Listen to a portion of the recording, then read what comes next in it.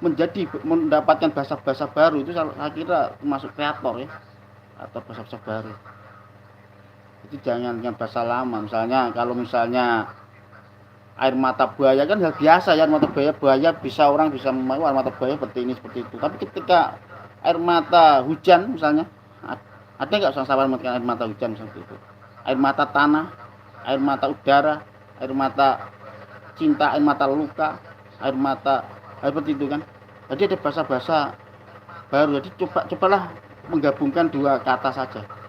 Seperti tadi ya, seperti daun hati. Itu menggabungkan dua kata. Daun itu kan dari pohon ya, dari pohonan daun. Dengan hati, ya itu. Hati itu bisa secara fisik, secara non fisik ya. Kalau hati secara fisik itu kan berarti ya seperti itu, hati ayam, hati manusia itu kan fisik. Tapi kalau non fisik, hati sakit hati itu bisa diluka ketika ditambah bahasa. Jadi berbeda kata seperti itu ya. Itulah kelebihan-kelebihan dari swasta, mempunyai kebebasan untuk berpikir, mempunyai kebebasan untuk berkreasi. Ketika bisa menciptakan bahasa-bahasa baru itu lebih baik, lebih bagus ya. Seperti itu. Memang ada kadang ada yang ketika kuliah ada pengantar sastra, ada yang intinya ya kaku lah bahasanya biasanya seperti itu. Bahasa kaku harus ini harus itu, tidak.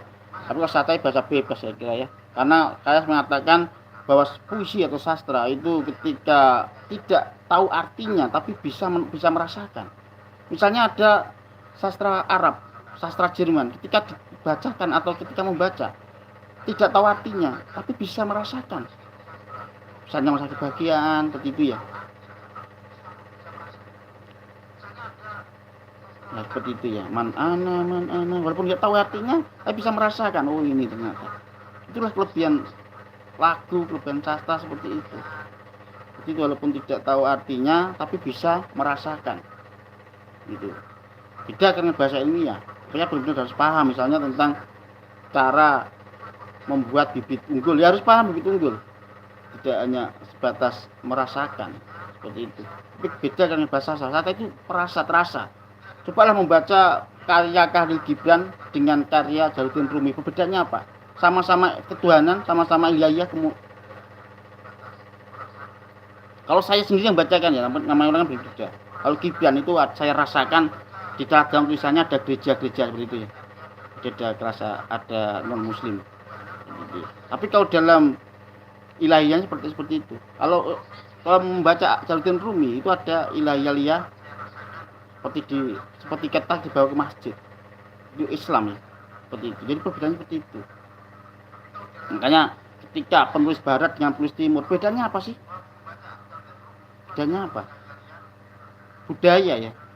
Kalau orang-orang di Indonesia yang beragama Islam misalnya membahas tentang ilmu ekonomi Ibnu Khaldun, di situ akan ada rasa ketuhanan gitu. Jelasan tentang keislaman. Tapi ketika kita membaca tentang pola-pola pikir barat misalnya tentang Hegel, tentang Nietzsche atau yang lain, Adam Smith, itu berbeda pemahaman kita. Kan beda budaya, beda religi, identitas itu seperti itu. Maka saya dulu pernah sering baca-baca tentang filsafat barat. Lalu saya di Lingke ya, bahasa Jawa di Lingke, diingatkan untuk belajar tentang bahasa Timur Tengah juga biar mengetahui. Maka saya dalam skrip saya menulis tentang Ibnu Khaldun seperti itu. Tapi yang pasti bahasa ilmiah dengan bahasa sastra berbeda. Jadi ketika bahasa ilmiah dibawa ke bahasa sastra itu ya kurang tepat baliknya.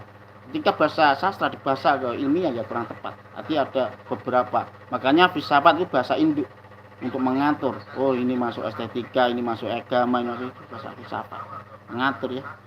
Tapi intinya sama. Ada 3 hal pokok filsafat itu. Yang pertama mencari garis ontologi, garis epistemologi dan garis psikologi. Itu ilmu seperti itu. Pertama mencari ontologinya. Misalnya kita bicara tentang perasaan, berarti ontologi perasaan itu apa? Hakikatnya apa? Gitu ya.